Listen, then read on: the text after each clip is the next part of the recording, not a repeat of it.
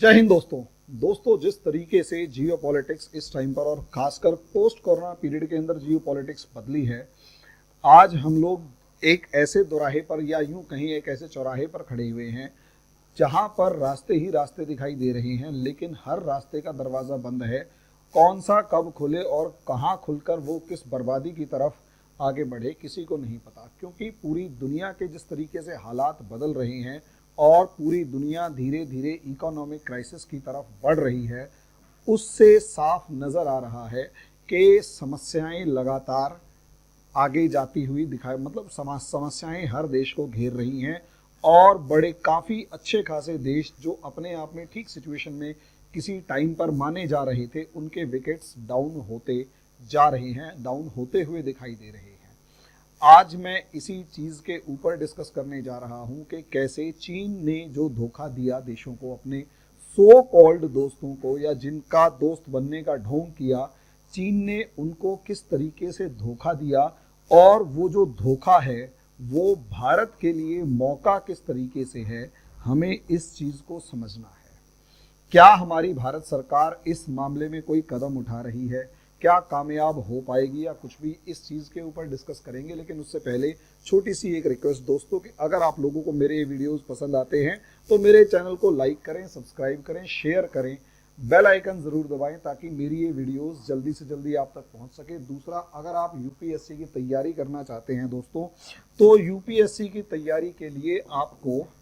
NCERT के basic concept बहुत ज़्यादा ज़रूरी होते हैं। ये जो एनसीईआरटी के बेसिक कंसेप्ट्स हैं, ये नॉर्मली अगर आपके क्लियर नहीं है तो यूपीएससी, पीसीएस या किसी भी चीज़ के लिए आप ज़्यादा सा उम्मीद नहीं कर सकते। इसीलिए क्या किया गया, हमने आप लोगों के लिए एनसीईआरटी का कंसेप्टर बैच लॉन्च किया है और इस कंसेप्टर बैच की बहुत मिनिमम फीस रखी है। देखो क्या होता है, नॉर्मली आप लोग कभी भी यूपीएससी या पीसीएस की तैयारी करने पहुँच जाते हैं तो आपको सीधी सी बात है 1,00,000, 1.5 लाख, कई बार 2 लाख, 2.25 लाख रुपए की तो फीस देनी पड़ती है और उसके बाद सीधे सीधे लगभग इतने ही बड़े अमाउंट का आपको क्या नाम है बाकी खर्चा करना पड़ता है, तब कहीं जाकर आपको एडमिशन मिलता है। अगर आप लाइनें खींच के पढ़ाने वाले टीचर्स के पास पढ़ रहे हैं तो आपकी खुशकिस्मती है कि भैया आप जाने, आपका काम जाने। भाई देखो सीधी सी बात है, ऑनलाइन के टीचर्स के साथ तो सबसे बड़ी प्रॉब्लम ये आ रखी है कि जो नए नए लड़के थे, हमारे ही स्टूडेंट, जिन्होंने, मैं 3-4 को तो जानता हूँ जिन्होंने कभी एग्ज़ाम भी नहीं दिया और वो आज के दिन पढ़ाते हुए नज़र आ रहे हैं। पढ़ाने में बुराई नहीं है, लेकिन जिस तरीके से लाइनें खींच के पढ़ाया जा रहा है और उसमें से कंसेप्ट गायब है, उसकी वजह से बच्चा सिर्फ अपने आप को धोखा दे रहा होता है।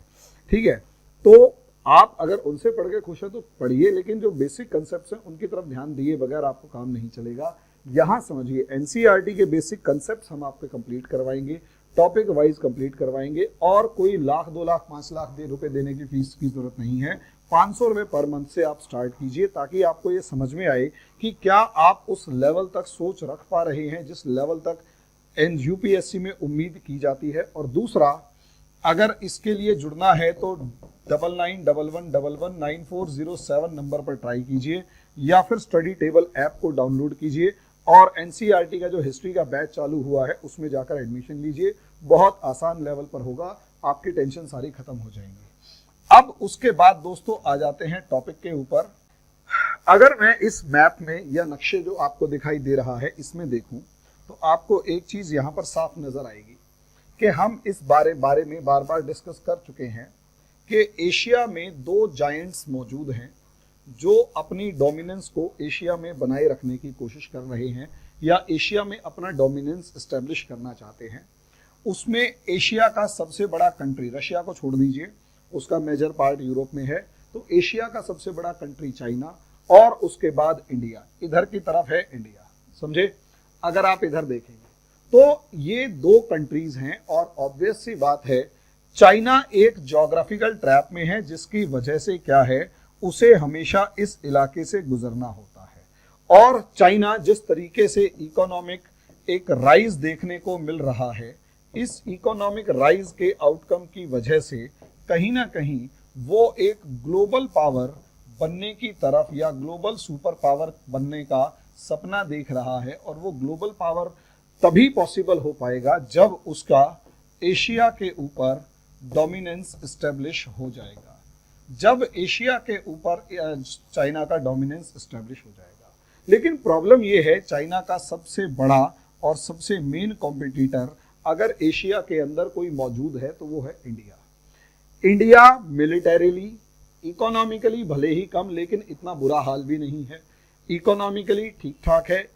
मिलिटरीली काफ़ी ज़्यादा स्ट्रांग है, नेवल और एयर पावर के अंदर कंपैरिजन अच्छे खासे लेवल पर किया जा सकता है। ऐसा नहीं है कि रशिया और यूक्रेन का मामला हो और चाइना के सामने घुटनों के बल आ जाए। टेक्नोलॉजी के मामले में भले ही चाइना 10 है तो 7 इंडिया भी खड़ा हुआ होगा। ओवरऑल कहने का मतलब ये है, और जिस तरीके से स्ट्रेटेजिक लोकेशन है इंडिया की, जिस तरीके से इंडिया की स्ट्रेटेजिक लोकेशन है, वहां साफ तौर पर नजर आता है कि इंडिया जो है वो चाइना और इंडिया का अपने पूरे इस साउथ एशिया का डोमिनेंस, इससे कहीं ना कहीं चाइना हमेशा दबा रहता है। और इसीलिए इंडिया को घेरने के लिए स्ट्रिंग ऑफ पर्ल्स नाम की कोई पॉलिसी चला रहा होता है, जिसमें तंजानिया, केन्या, सोमाल, उसके बाद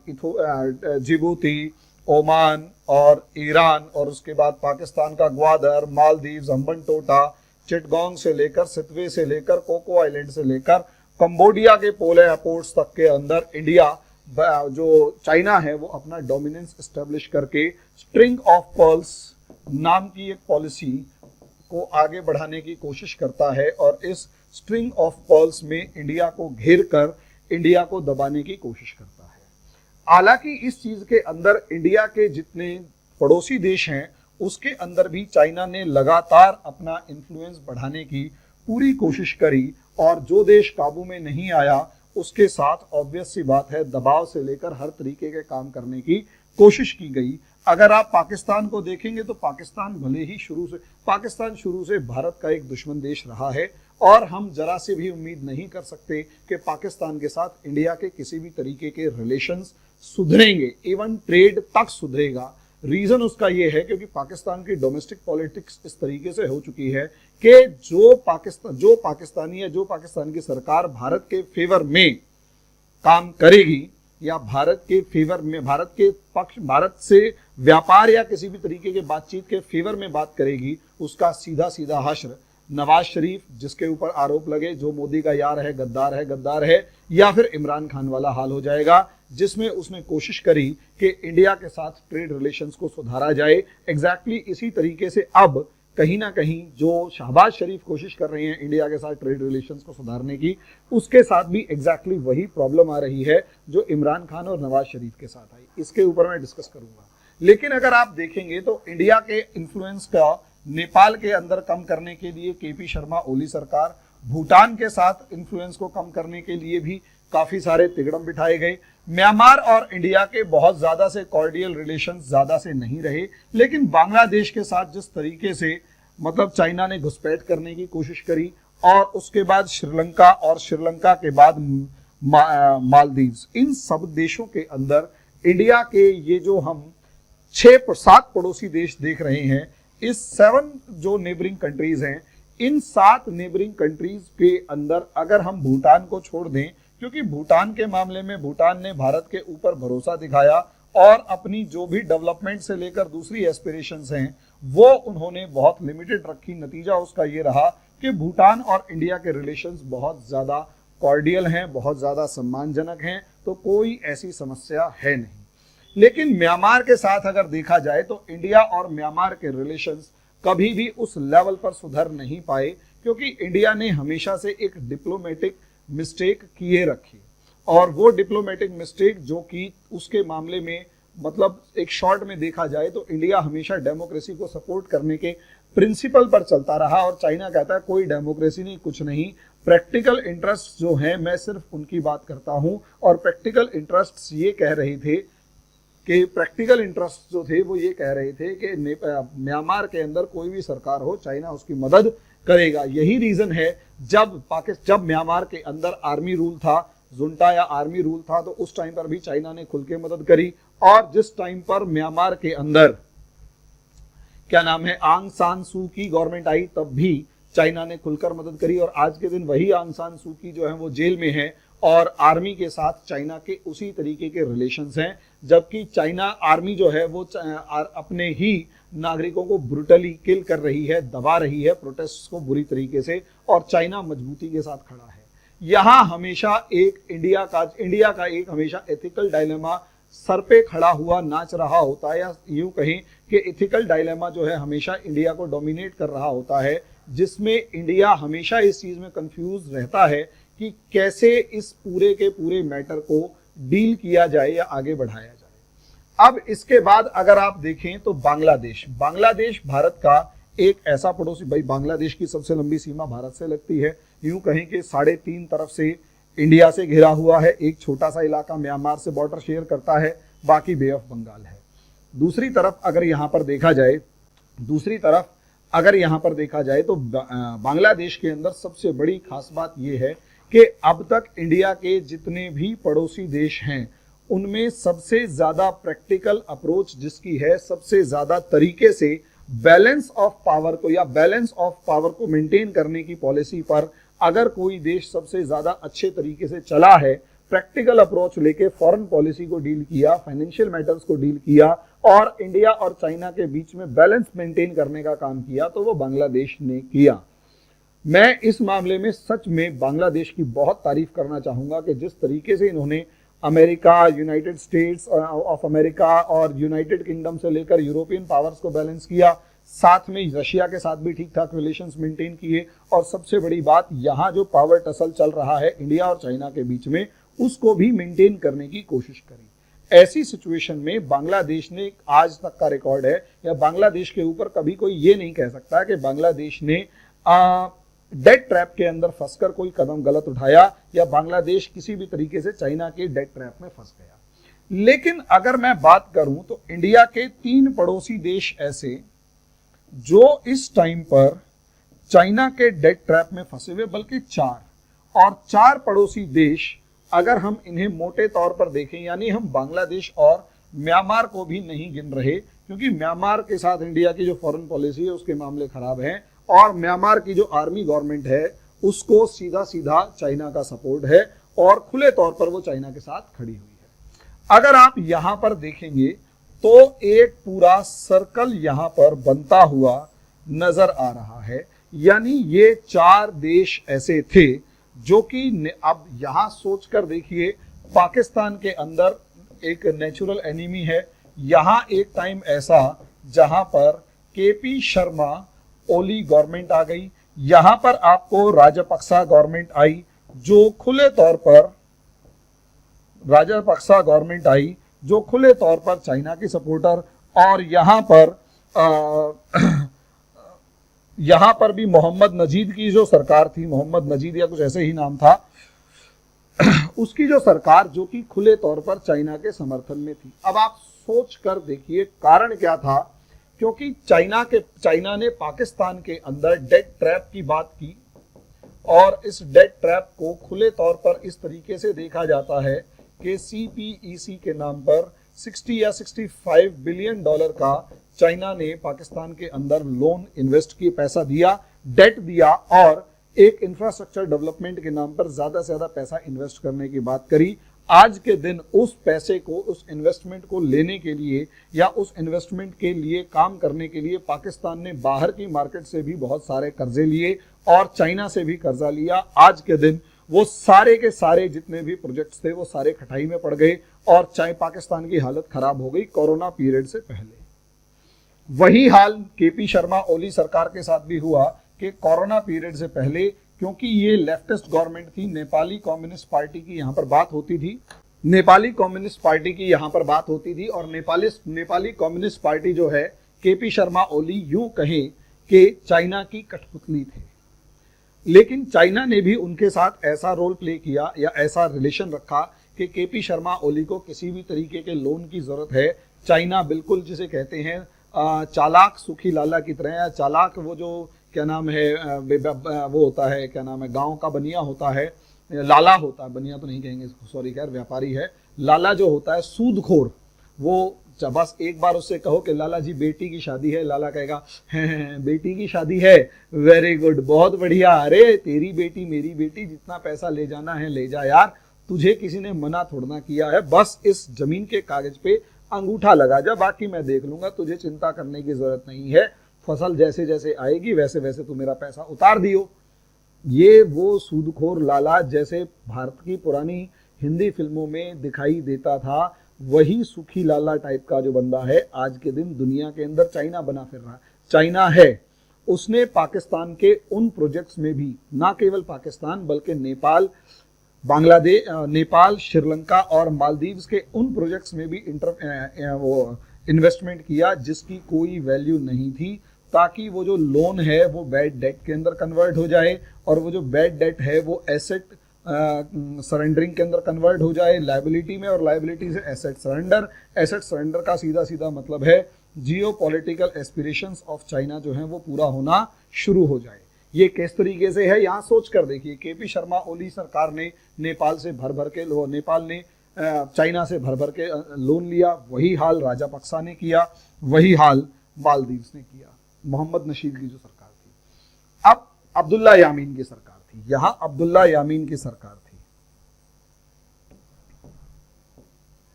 अब मामला यहां पर ये आया, इंडिया को घेर कर खड़ा हुआ था, लेकिन देखो यही तो मामला है कि चाइना जो है वो सूदखोर है, वो पैसा जिसे कहते हैं ब्याज पे देने की बात करता है, व्यापारी है और उसे सिर्फ अपने पैसे से मतलब होता है। और सूदखोर की एक पहचान और होती है कि वो किसी भी तरीके से अपनी इन्वेस्टेड मनी को इस तरीके से इस्तेमाल करना चाहेगा और वो मन से चाहेगा कि पैसा जो दिया है वो भले ही वापस ना आए, बस बल्कि जिस इंसान को पैसा दिया है उसकी सारी प्रॉपर्टी मेरे पास आ जाए। जिस इंसान को पैसा दिया है उसकी सारी प्रॉपर्टी मेरे पास आ जाए, ये खुले तौर पर कहा गया है। ये समझ लीजिए, ये नेचर होता है। चाइना ने भी इसी तरीके का शायद एक तरीके से फायदा उठाने की सोची। भाई दुनिया के अंदर कोविड आ गया और जैसे ही कोविड आया इसका सीधा सीधा असर जो है वो इकोनॉमी पे पड़ा, और इकोनॉमी पे पड़ने का मतलब सीधा सीधा ये है कि इनकम जो है वो खत्म हो जाएगी, और जैसे ही इनकम खत्म हो जाएगी लोन जो हैं वो बैड डेट के अंदर कन्वर्ट हो जाएंगे। वो लोन जो हैं वो सीधे सीधे बैड डेट के अंदर कन्वर्ट हो जाएंगे। ये एक पॉलिसी थी, लोन सीधा बैड डेट के अंदर कन्वर्ट हो गया। कैसे? भाई सीधी सी बात है, श्रीलंका का आज के दिन आप हाल देख सकते हैं। अब यही मौका है चाइना के लिए। चाइना ने दोस्ती का ढोंग किया और दोस्ती का ढोंग करने के नाम पर अब चाइना के लिए मौका है, लेकिन चाइना ने श्रीलंका को, मालदीव्स को, नेपाल को, पाकिस्तान को दे रखा है धोखा है। कैसे? भाई सीधी सी बात है, आपने एक दोस्त से पैसा उधार लिया, आपके दोस्त को ये चीज समझ में आ गई कि आपका इस समय पर हालात खराब हैं और बिजनेस ठप है, चल नहीं रहा कोविड पीरियड में। उस दोस्त के पास पैसे अच्छे खासे हैं, उसने क्या किया, अब जानबूझकर आपसे कहा कि मेरे जो पैसे हैं मुझे वापस करना शुरू कर, वरना अच्छा नहीं होगा। रोज सुबह आके तुम्हारे घर के बाहर खड़ा हो जाता और कहता मुझे मेरे पैसे दे, मुझे मेरे पैसे दो, मुझे मेरे पैसे दो, मुझे मेरे पैसे दो, और इतना बुरा ड्रामा करता है। और कभी भी आपकी गली के अंदर आकर खड़ा होकर ड्रामा करने लग जाए जिससे आपकी जो क्रेडिट वैल्यू है वो खत्म हो गई, यानी आपकी जो क्रेडिबिलिटी है वो खत्म हो गई। हालात जो हैं वो फाके मारने के आ चुके हैं, घर का सामान बेचने के आ चुके हैं और लास्ट में घर बेचने तक के वो आ चुके हैं। लेकिन वो जो सो कॉल्ड दोस्त है जिससे आपने दोस्त समझकर पैसे लिए थे, वो इंसान असलियत में आपसे पैसे मांगना नहीं चाहता। उसकी नजर आपके जमीन पर है, आपकी गाड़ी पर है, आपकी प्रॉपर्टी पर है। वो सिर्फ और सिर्फ दबाव डाल के आपसे आपकी जगह छीन रहा है, आपकी प्रॉपर्टी छीनना चाहता है। इसीलिए वो जानबूझकर दबाव डाल रहा है ताकि ज्यादा से ज्यादा सिचुएशन के अंदर आपको फंसाया जा सके, परिस्थितियों में आपको फंसाया जा सके और आपको कंपेल किया जा सके कि आप अपनी प्रॉपर्टी को उसके सामने सरेंडर कर दें, उसके सामने सरेंडर कर दें। ये ही काम आज के दिन चाइना कर रहा है कि चाइना को जिस श्रीलंका ने, जिस नेपाल ने और जिस मालदीव्स ने यहां तक कि जिस पाकिस्तान ने दोस्त समझा था, अब वो दोस्त का, उस सो कॉल्ड दोस्त का, उस तथाकथित दोस्त का असली चेहरा सामने आ रहा है। और अब वो दोस्त, वो जो चाइना है, वो दोस्त के नाम पर सिर्फ और सिर्फ एक काम कर रहा है, और वो एक काम ये है दोस्त के नाम पर कि दोस्ती गई भाड़ में। अब वो कह रहा है जो मैंने पैसे उधार दे रखे हैं वो वापस करो। ना तो उस लोन की मियाद बढ़ा रहा, ना ही लोन को रिस्ट्रक्चर कर रहा, कुछ नहीं कर रहा, और सरकारों के ऊपर दबाव बना रहा है कि अब अपने इंपॉर्टेंट पोर्ट, इंपॉर्टेंट माइंस, उसके बाद टोल रोड्स, जो भी चाइना लेना चाहे उसके सामने सरेंडर कर दो। सबसे बड़ा गेम यहां पर पाकिस्तान के साथ खेला गया। भाई सीधी सी बात है, पाकिस्तान से कहा ग्वादर पोर्ट, समझे, ग्वादर पोर्ट तो ले लिया, ऑब्वियस सी बात है। अब ग्वादर पोर्ट के बाद उसने पाकिस्तान से, चाइना ने पाकिस्तान से कराची के बहुत सारे बर्थ लीज पर ले लिए कि ये बर्थ हमें दे दो कराची पोर्ट के। अब आप ऑब्वियस सी बात है, क्यों? क्योंकि पाकिस्तान ने जो बहुत सारा लोन चाइना से ले रखा है, जो कंपैरेटिवली ज्यादा इंटरेस्ट रेट पर है, उस लोन को पाकिस्तान नहीं चुका पाया, इसलिए कराची पोर्ट का एक हिस्सा उठाकर चाइना को देना पड़ गया। ऐसे ही बहुत सारे टोल रोड से लेकर, बहुत सारे गवर्नमेंट बिल्डिंग से लेकर, यहाँ तक कि बहुत सारे पार्कों से लेकर बहुत सारी ज़मीन तक, जो इस्लामाबाद की प्राइम लोकेशन के ऊपर ज़मीन है, वो सारी की सारी कहीं ना कहीं डायरेक्टली या इनडायरेक्टली चाइना के कब्जे में दे दी गई है। वो सिर्फ और सिर्फ पिछले 2 साल में, जब से कोरोना पीरियड आया है। यानी सोचकर देखिए, चाइना ने अपना असली रंग दिखाया और प्रॉपर्टी छीनना शुरू किया। श्रीलंका के साथ भी एग्जैक्टली यही हुआ। श्रीलंका ने लोन, भाई श्रीलंका की 10% इनकम टूरिज्म से आती है, 10% के करीब इनकम चाय से आती थी। अब टूरिज्म कोरोना की वजह से बंद हो गया, रही सही कसर चाय की खेती ऑर्गेनिक फार्मिंग की बलि चढ़ गई, और वो भी ऑर्गेनिक फार्मिंग किसके दबाव में? चाइना के दबाव में। और मजे की बात ये, चाइना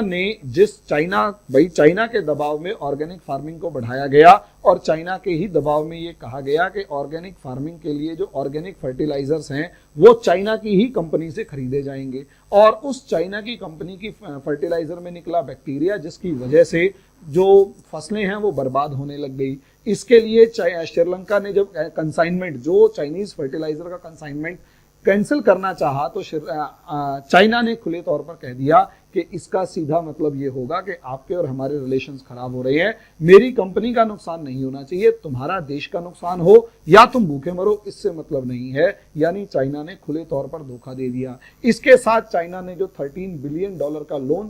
लोन श्रीलंका को दे रखा था, उस सीधे सीधे लोन का असर ये था कि श्रीलंका ने कई बार रिक्वेस्ट करी कि भैया जल्दी से जल्दी कैसे भी करके इस लोन को या तो रिस्ट्रक्चर करो, यानी या फिर इसकी तारीख आगे बढ़ाओ, क्योंकि हम आपके पैसे को वापस नहीं दे सकते। चाइना ने इस मामले में किसी तरीके की कोई मदद नहीं करी, यहाँ तक कि जब श्रीलंका का फॉरेन रिजर्व बिल्कुल जीरो के आसपास आ गया, दिवालिया घोषित होने वाली सिचुएशन आ गई, ऐसे में भी चाइना ने किसी तरीके की कोई मदद नहीं करी। यही हाल काफी हद तक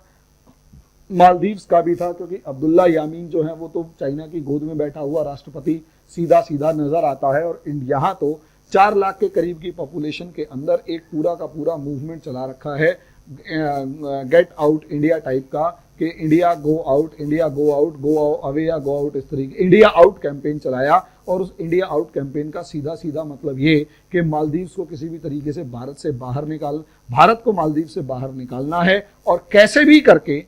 वहां पर चाइना का डोमिनेंस एस्टेब्लिश करना है, ताकि वहां मालदीव्स को कर्ज के जाल में फंसाकर उसके ज्यादा से ज्यादा पोर्ट्स को अपने कब्जे में लिया जा सके। अब ऐसी सिचुएशन में आप खुद सोचकर देखो, चारों तरफ से सिचुएशंस जो हैं वो आ चुकी हैं।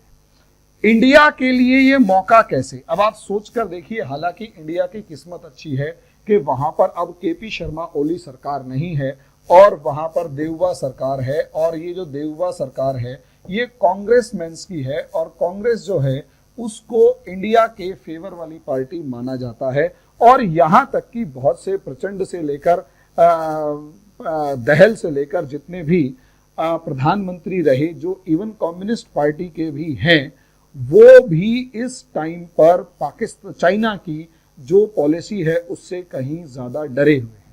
वो चाइना की पॉलिसी से कहीं ज्यादा डरे हुए हैं, क्योंकि उन्होंने एक तरफ तो श्रीलंका का हाल देख लिया, दूसरी तरफ वो ये भी देख पा रहे थे कि चाइना ने लगभग 2 साल तक केपी शर्मा ओली की सरकार के टाइम पर जितना ज्यादा माइक्रो मैनेजमेंट किया नेपाली गवर्नमेंट के अंदर, और जिस तरीके से खुला इंटरफेरेंस किया सरकार बनाने और सरकार गिराने और सरकार को मेंटेन करने में, वो किसी भी सूरत में किसी भी नेशनलिस्ट कंट्री के नेता के लिए या किसी भी नेशनलिस्ट नेता के लिए अच्छा नहीं होता। वो हमेशा इस चीज को अगेंस्ट में लेगा, चाहे कुछ हो जाए।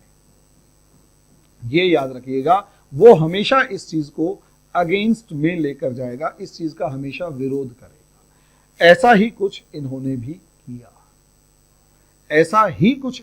किया। नतीजा ये रहा कि नेपाल से केपी शर्मा ओली सरकार गिरी और उसके बाद जो देउबा सरकार है वो आ गई। लेकिन नेपाल के अंदर आप ये देखें कि चाइना की इन्वेस्टमेंट जो है वो खुले तौर पर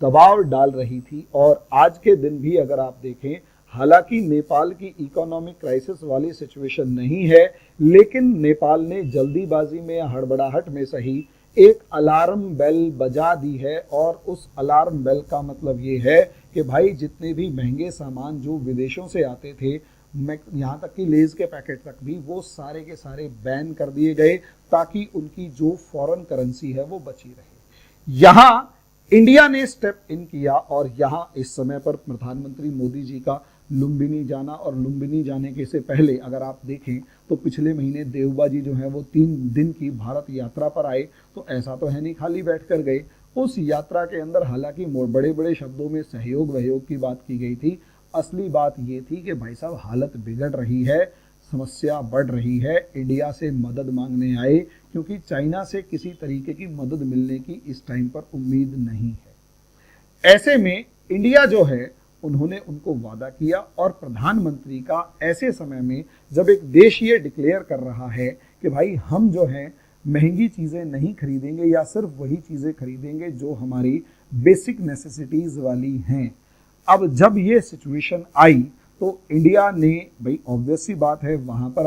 हमारे प्रधानमंत्री गए, और जो भी डायलॉग बातचीत चलेगी इसका सीधा मतलब ये है कि इस बुरे हालात में एक दोस्त दूसरे दोस्त के घर गया है उसको ये सांत्वना देने कि भले ही बुरे दिन आ गए हैं, लेकिन घबराना मत, हम तुम्हारे साथ हैं। हालांकि किसी तरीके के आर्थिक पैकेज से लेकर कोई भी अभी डिक्लेरेशन नहीं हुई है, लेकिन आगे मामला क्या है उसके ऊपर अभी मैं डिस्कस करूंगा। दूसरी तरफ यहाँ अगर आप श्रीलंका को देखते हैं तो श्रीलंका को लगभग पिछले 1 महीने के अंदर $1 बिलियन का तो लोन दिया जा, क्रेडिट लाइन ऑफ क्रेडिट से लेकर खाने पीने से लेकर दूसरे सामान, पेट्रोल से लेकर डीजल से लेकर गैस से लेकर जो भी उनके फर्टिलाइजर से लेकर गेहूं अनाज से लेकर चीनी चावल से लेकर जो भी चीज़ें श्रीलंका को इस टाइम पर चाहिए थी, इंडिया खुले तौर पर मदद कर रहा है। लेकिन समस्या श्रीलंका के अंदर इतनी ज़्यादा गंभीर हो गई, और सबसे बड़ी बात वहाँ पर पॉलिटिकल क्लैशेस इतने ज़्यादा हो चुके हैं कि जो पॉलिटिकल पार्टीज़ हैं और खासकर अपोजिशन पार्टीज़ हैं वो इन राजापक्सा लोगों को बर्दाश्त करने के लिए तैयार नहीं है, और उन्होंने इसे एक अपॉर्चुनिटी की तरह देखा, और डोमेस्टिक पॉलिटिक्स के चलते, उस अपॉर्चुनिटी के चलते एक दूसरे के ऊपर आरोप प्रत्यारोप और लगाने की तैयारी तो शुरू की, साथ में सरकार को और खासकर राजापक्सा फैमिली के डोमिनेंस को उखाड़ फेंकने के लिए, उनके नाम को श्रीलंका की राजनीति से खत्म करने के लिए अपोजिशन पार्टीज ने जिस तरीके के प्रोटेस्ट चालू करवाए उससे इन बुरे दिनों के अंदर श्रीलंका जो है वो फंसकर खड़ा हो गया। हालांकि इससे राजापक्सा फैमिली की जो पूरी की पूरी पॉलिटिक्स है वो तो कहीं ना कहीं धराशायी हुई, लेकिन पॉलिटिक्स के साथ साथ एक बड़ी फैमिली पॉलिटिक्स के साथ साथ पूरे का पूरा श्रीलंका भी धराशायी होता हुआ नजर आया। ऐसे में इंडिया की तरफ से जो मदद भेजी जा रही है, और सनत जयसूर्या जैसे क्रिकेटर्स जो जाने माने क्रिकेटर्स हैं और वहाँ के पॉलिटिशियंस जो इंडिया का थैंक यू वेरी मच कर रहे हैं, और यहाँ तक कि रानिल विक्रम सिंघे जो नए प्राइम मिनिस्टर बने हैं जिन्होंने कांटों का ताज सर पे पहना है और यूं कहें कि कांटों भरे सिंहासन के ऊपर बैठे हैं। हालात सुधरना बहुत मुश्किल है। ऐसे में उन्होंने भी भारत के साथ मिलकर देश को आगे बढ़ाने की बात करी, समस्याओं को सुलझाने की बात करी, चाइना का नाम नहीं लिया। इसका मतलब ये है कि यहां पर इंडिया का जो इन्फ्लुएंस है इस पर्टिकुलर देश के अंदर काफी ज्यादा अच्छा रहा और इंडिया एक पॉजिटिव रोल प्ले कर रहा है। यही भारत के लिए मौका है, क्योंकि श्रीलंका को इस तरीके से देखिए कि श्रीलंका और नेपाल के मामले में खासकर मैं आपको यही कहूंगा कि इंडियन एक्सप्रेस के अंदर आज 17 मई को मैं ये पूरी की पूरी को पीछे लगा दूंगा, सी राजा मोहन सर का एक पूरा का पूरा एडिटोरियल आया है। मैं इसको एक रेफरेंस पॉइंट लेकर चल रहा हूं, जिसके अंदर बहुत ही खुले तौर पर रेफरेंस पॉइंट लेकर चल रहा हूं और इसमें इन्होंने खुले तौर पर लिखा, जो जिससे मैं पूरे तरीके से सहमत हूं कि असलियत में श्रीलंका और इंडिया के पास श्रीलंका के मामले में तो एक गोल्डन अपॉर्चुनिटी है। गोल्डन अपॉर्चुनिटी क्या है कि अगर आप देखें तो श्रीलंका और इंडिया के रिलेशंस बहुत ज्यादा फ्लिप फ्लॉप फॉर्म में रहे हैं, मतलब बहुत ज्यादा अच्छे नहीं रहे। और खासकर 1980 के बाद से, तब से जब 1980 के अंदर 1980 में इंडियन गवर्नमेंट ने LTTE को सपोर्ट करना शुरू किया और श्रीलंका में गृह युद्ध जैसे हालात, या यूं कहें गृह युद्ध शुरू हो गया। अब LTTE को इंडिया ने सपोर्ट किया तो सीधी सी बात है, वो LTTE श्रीलंका के डोमेस्टिक मैटर्स में डायरेक्ट इंटरफेयर करने वाली बात थी और सरकार को डिस्टेबलाइज करने का एक एफर्ट था। बाद में राजीव गांधी ने जो IPKF भेजी, उसने कहीं ना कहीं सीधे तौर पर ना तो वो LTTE को पूरे तरीके से खत्म कर पाए और ना ही श्रीलंका की सरकार को पूरे तरीके से सेटिस्फाई कर पाए। और यही रीजन है इंडिया के अंदर आम श्रीलंकन शुरू से हमेशा से इंडिया को सिर्फ और सिर्फ एक एंटी फॉर्म में देखता चला गया और ये सोचता चला गया, मतलब एक एंटी फॉर्मेट में देखने लग गया। और वो ये हमेशा देखने इस फॉर्मेट में देखने लगा इंडिया को कि इंडिया कैसे भी है वो सिर्फ और सिर्फ श्रीलंका के अंदर डोमेस्टिक मैटर्स में इंटरफियर कर रहा है और तमिलियंस को सपोर्ट कर रहा है। वहीं तमिलियंस भी इंडिया की सपोर्ट से किसी भी तरीके से सेटिस्फाई नहीं थे, क्योंकि उन्हें ज्यादा उम्मीद थी। और यही रीजन था कि इंडिया जितनी मर्जी कोशिश करता, हालात जो थे वो इंडिया के फेवर में नहीं होते थे और इसी वजह से और पॉसिबली इसी चिढ़ से श्रीलंका जो है वो धीरे धीरे चाइना के फेवर में खिसकता चला गया और हालात जो थे वो इंडिया के अगेंस्ट होते चले गए। ऐसे टर्मोइल वाली सिचुएशन में जब वहां पर लोगों के पास खाने के लिए रोटी तक नहीं है, वहां पर पेट्रोल नहीं है, गैस नहीं है, कुछ भी नहीं है, ऐसी सिचुएशन में जब चाइना हाथ खड़े कर चुका है और गिद्ध की तरह घात लगाए बैठा है कि कब श्रीलंका टूटे और कब ज्यादा से ज्यादा अपने फायदे को वहां पर कैश करने की कोशिश करे चाइना। जब ये सिचुएशन आ गई तो यहां इंडिया के लिए गोल्डन अपॉर्चुनिटी है कि हर कदम पर श्रीलंका के डोमेस्टिक मैटर्स में इंटरफियर किए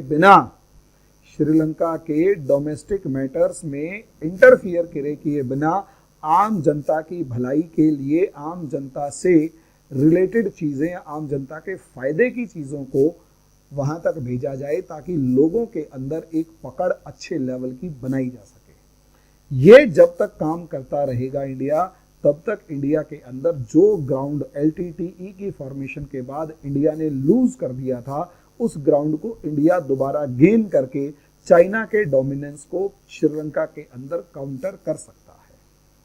तो ये एक इंडिया के लिए गोल्डन अपॉर्चुनिटी है। इसी तरीके से अगर आप देखें मालदीव्स के अंदर तो जिस तरीके से अब्दुल्ला सालेह की सरकार है उसने काफी हद तक इंडिया के फेवर में काम किया है और खुले तौर पर यहां तक कि इंडिया आउट कैंपेन को दबा के चाइना आउट कैंपेन स्टार्ट किया। नतीजा उसका ये रहा कि कहीं ना कहीं इंडिया बहुत ही कामयाब तरीके से उसको काउंटर करने में कामयाब हुआ या सफल हुआ,